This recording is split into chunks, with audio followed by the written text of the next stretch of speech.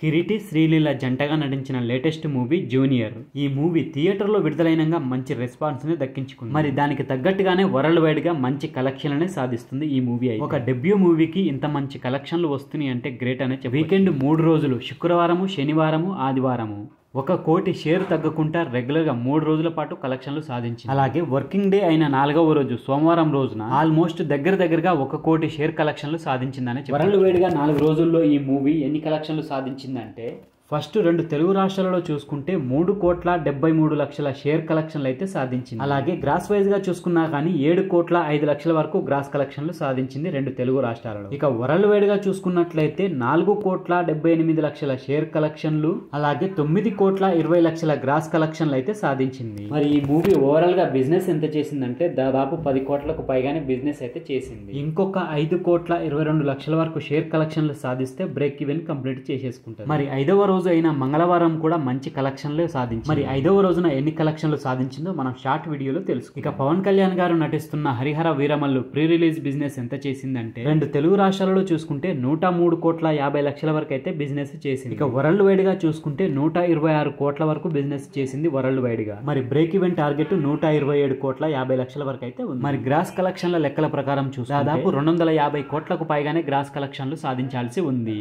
So ఇది హరిహర వీరమల్లుకు సంబంధించిన pre release business report. ఈ వీడియో నచ్చితే తప్పకుండా ఛానల్ ని సబ్స్క్రైబ్ చేసుకోండి ఫ్రెండ్స్.